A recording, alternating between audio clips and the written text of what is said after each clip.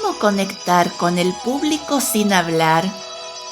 Leer la energía del espacio y sostener el relato desde el silencio visual.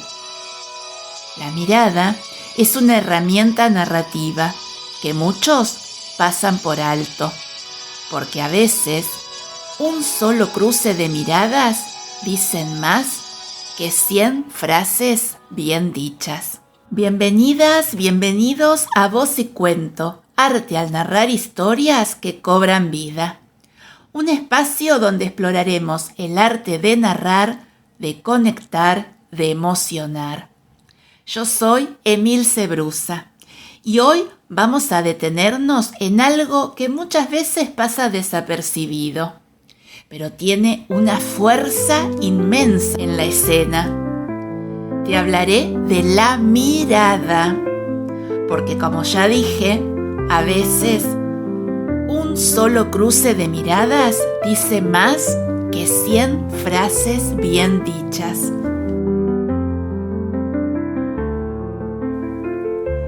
Antes de hablar, ya estamos contando.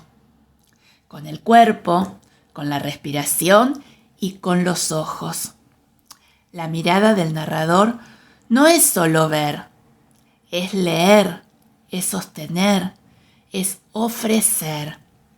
En este episodio vamos a descubrir cómo usar la mirada para conectar, sostener la atención y leer la energía de la escena. Porque narrar no es hablar en el vacío, es mirar a alguien y permitir que esa mirada te transforme mientras contás. Hoy te comparto 4 claves para trabajar la mirada en narración oral escénica.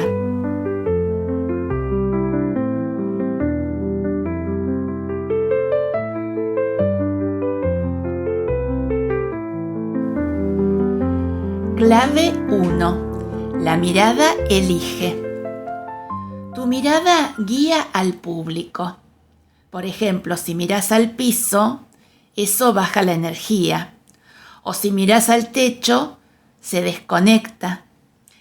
Si miras, en cambio, a los ojos, ahí sí creas vínculos. Porque, por ejemplo, al decir una frase importante, si sostenés la mirada en una persona, esa conexión estoy segura que se multiplica. Clave 2. Mirar no es controlar, es abrir. La mirada no impone, sino que propone. No busques detenerte, ofrece. Cuando tu mirada se abre con generosidad, el público se siente visto y no invadido. Y seguramente te va a acompañar en lo que le estás contando. Clave 3. Cambia la dirección según la escena. Podés mirar al horizonte cuando hablas del pasado.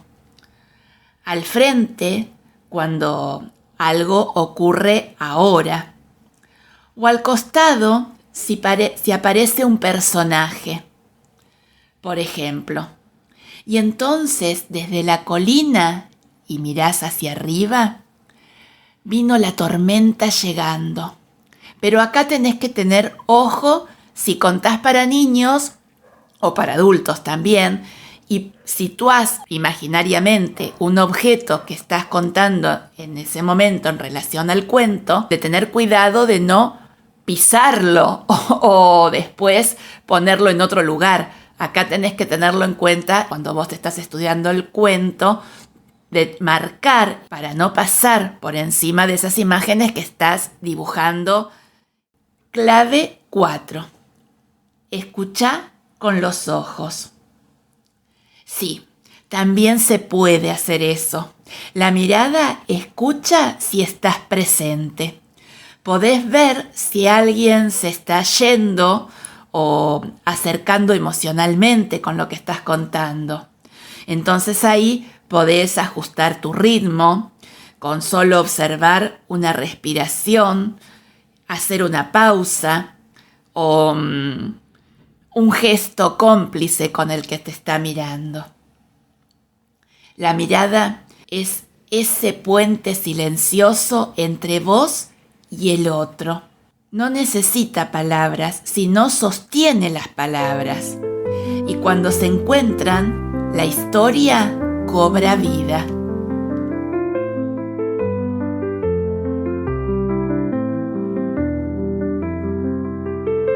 Es el momento de contarte mi camino como narradora oral escénica.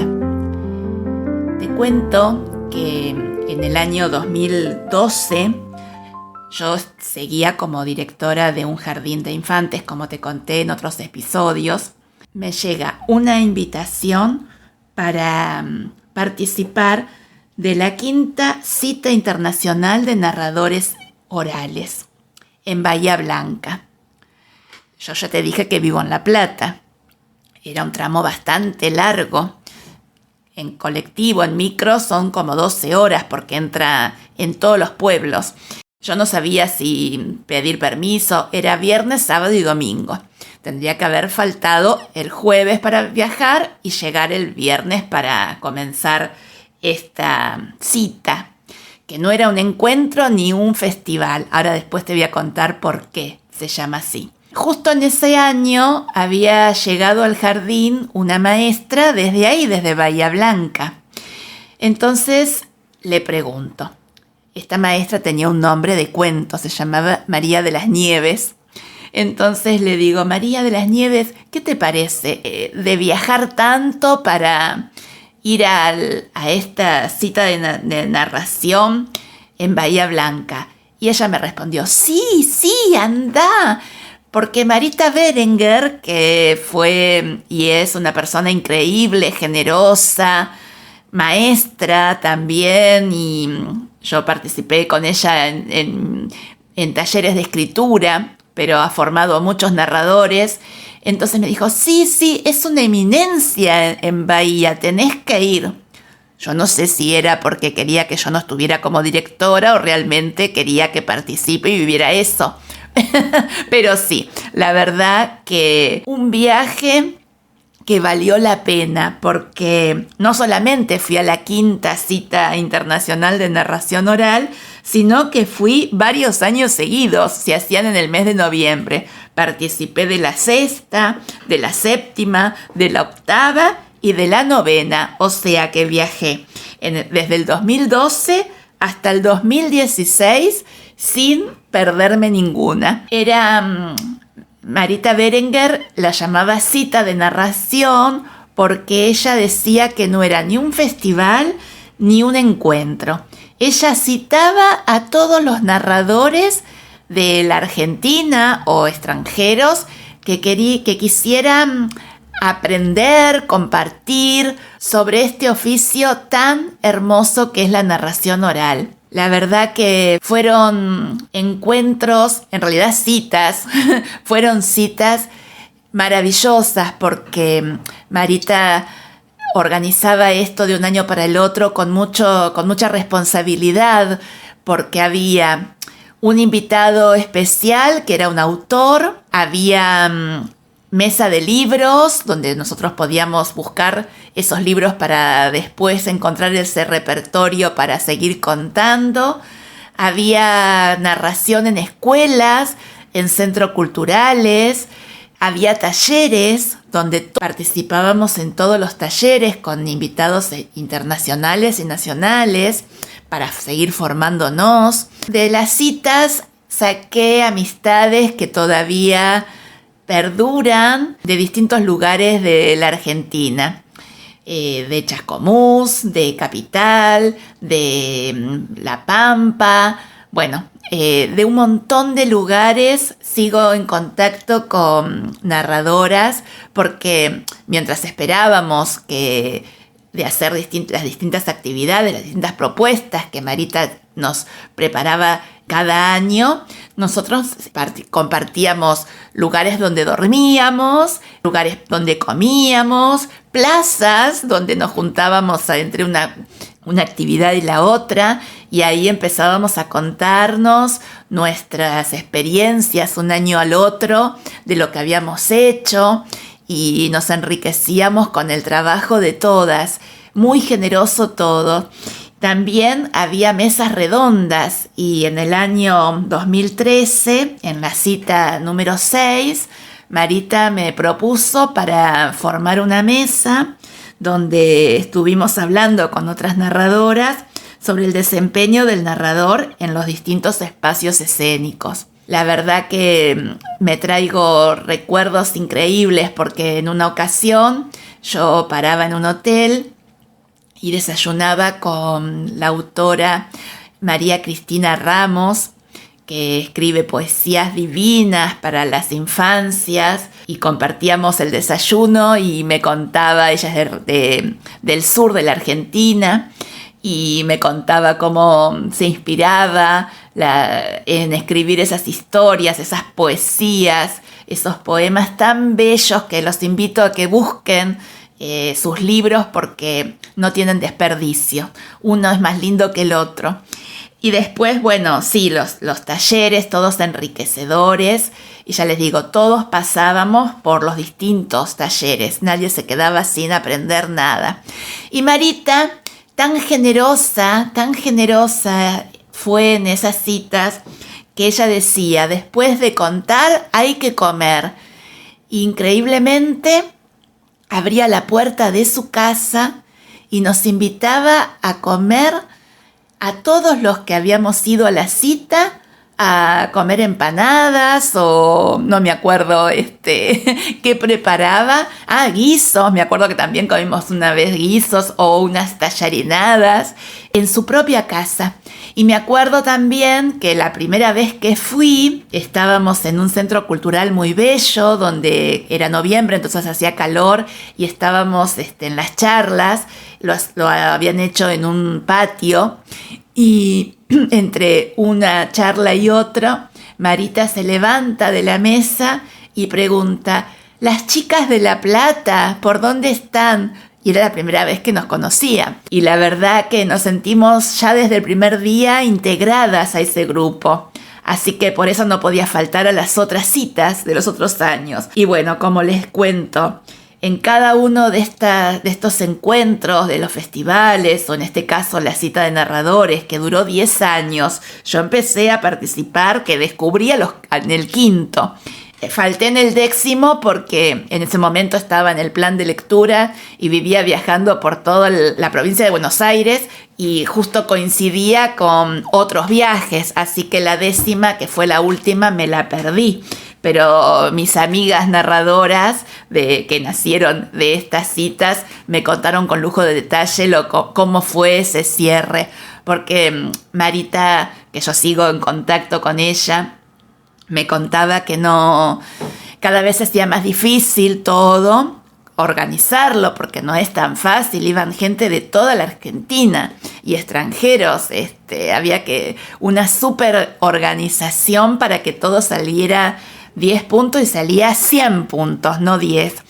Entonces ella dijo, primero cerrar esta etapa para empezar a hacer otras. Y bueno, y así las citas se cerraron al número 10. Pero después de esto seguí en contacto con Marita haciendo talleres de escritura presenciales y después en la pandemia online. Y siempre aprendí cosas maravillosas de ella. Es una genia total. Y una gran maestra, y una gran formadora, muchas narradoras que todavía siguen contando y de forma profesional. Y dentro de la cita no quería olvidarme que el cierre era en La Pajarita de Papel, una biblioteca muy hermosa allá en Bahía Blanca, y después de contar todos los invitados internacionales o nacionales, pero que iban invitados por Marita, se hacía entrega de una camisa de contar que se pasaba de un narrador a otro. Era una camisa que había traído en una de las citas que yo no había participado, creo que en la primera, si mal no recuerdo, fue una mexicana, que yo ya te conté en otro episodio cuando viajé a México en el festival de Rosa Marta Sánchez, la importancia que ellos le dan a los bordados mexicanos. Bueno, Marita recibió en ese momento de esa mexicana esa camisa de contar, bordada preciosa, color blanca y con un bordado lleno de colores, en una caja parecía de cuento. Y todos los años esa camisa empezó a viajar a distintos lugares. Así que la recibían distintas narradoras. Cuando yo estuve en las distintas citas, vi cuando se la llevaba a Silvina Barroso de La Pampa, a Andrea Aguirre de Chascomús, Graciela Lorenzo de Viedma, y a Claudia Machi de San Isidro. Y bueno, y así todos los años se llevaba una narradora en ese final de la cita. Se hacía conocedora a la portadora de la camisa de contar, y durante todo ese año esa narradora te llevaba esa camisa para narrar durante todo el año, como un premio, como un símbolo de que la palabra seguía viaje para aterrizar nuevamente cada año en esas citas en el mes de noviembre. Y volviendo al tema de hoy sobre la mirada, me acuerdo que cuando estaba en el plan y en esa etapa que nos hacían contar en los secundarios, que ya te conté, bueno, me tocó ir a una escuela secundaria en Villa Elisa, en un lugar bastante complicado, según su directora, donde los chicos eran de alto riesgo, ¿no? Pero, como siempre te digo, la palabra y los cuentos nos encuentran y hacen magia. Bueno, estaba en la biblioteca esperando que vinieran los jóvenes a escuchar mi ronda de narración, como le decíamos en el plan, a las funciones, y de repente veo que entra un muchachito grandote, acompañado de un montón de chicas que se venían matando de risa, y yo dije, bueno, si a este chico lo pierdo a este grupo de chicas, no me van a escuchar. Entonces los sigo mirando, se acomodan en los primeros bancos, y el chico, como para hacerse el gracioso y probarme, me dice, señora, ¿esto nos va a gustar? Y yo le contesto, no sé. Y él se me queda mirando porque no esperaba esa respuesta. Y le sigo diciendo, y no sé, vamos a hacer un pacto. Yo te propongo que me escuches, que te llegues hasta el final, y después cuando termine la ronda me decís si te gustó o no. Bueno, resulta que yo empecé a contar y el silencio era total, de todos, de este grupo también. Y cuando termino de contar, me estoy guardando las cosas y veo que vuelve este muchacho grandote con una lapicera y un papel y me dice, por favor, señora, ¿me dice el nombre del cuento ese que le cortan la cabeza? Y bueno, yo dije acá, ya la mirada y los cuentos hicieron la magia, porque le dije el título, el autor, y se fue contento para ir a buscar ese cuento y poder leerlo.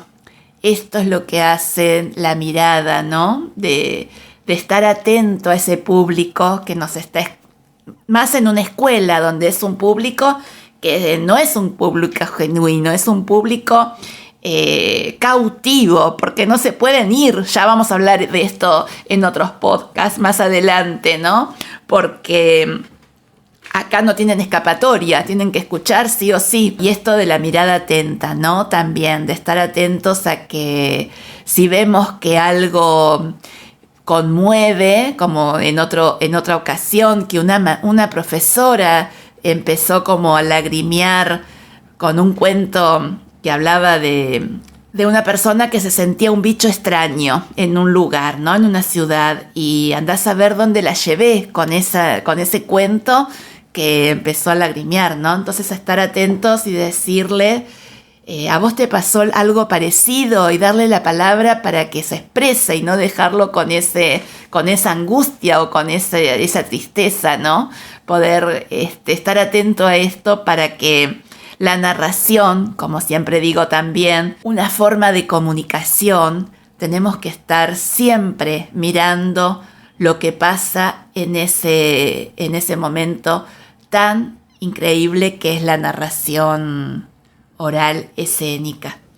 No es solamente contar el cuento, sino es contar con el otro. Para estar atentos de esta forma de narrar, donde podemos conectarnos de una manera inesperada con alguien a través de los ojos.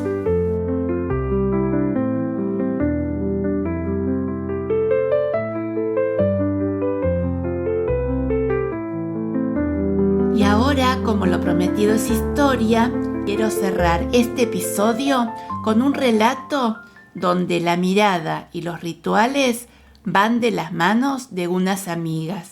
Este cuento, que se llama Manos, lo escribí en uno de los talleres de Marita Berenguer.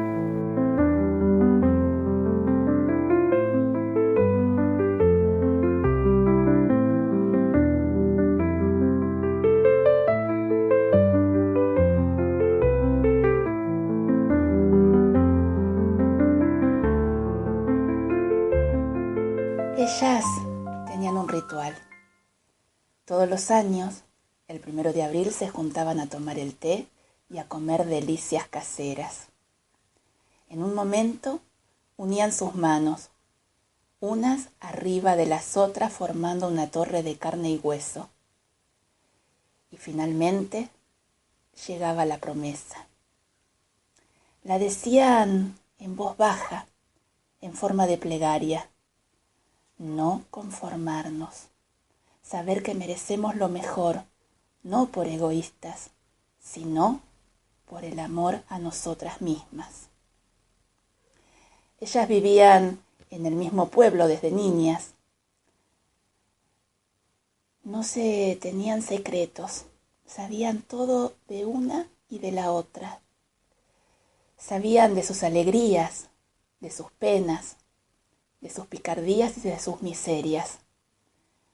Eternamente juntas pasaron los noviazgos, los casamientos, los nacimientos de sus hijos. Se tenían las unas a las otras, siempre cerca, siempre unidas. Una tarde de invierno, una de ellas llegó con la noticia que debía abandonar el pueblo. Su hijo la necesitaba. Tenía que viajar a otra provincia, a 2.521 kilómetros de distancia. No sabía por cuánto tiempo debía ella quedarse allí, si por 3 meses o 6 o para siempre. Todas se entristecieron. Nunca se habían separado más que de 15 días o 20 por algunas vacaciones o algún trámite. No podían imaginarse no volverse a ver a diario. Durante esos días previos al viaje, se juntaban todas las mañanas, mate de por medio, se ponían a hablar, lloraban y se abrazaban amargamente. Y finalmente el día llegó. Ella se despidió de cada una y salió para el aeropuerto. La rutina de esas mujeres no fue igual desde entonces. El destino hizo que se quedara allí para siempre. Pero algo no había cambiado del todo. Porque cada 1 de abril ella parecía sonriente, con regalos para todas y para cumplir con el ritual anual, con la plegaria. Tomaban el té, comían delicias caseras, juntaban sus manos cada vez más arrugadas, con esos dedos deformados y con su voz susurrante, decían la plegaria, su ruego, su rito de siempre. Ese que hablaba de no conformarse, de ese amor especial, de ese amor que no sabe de distancias ni de cercanías. Ese que las unía desde siempre.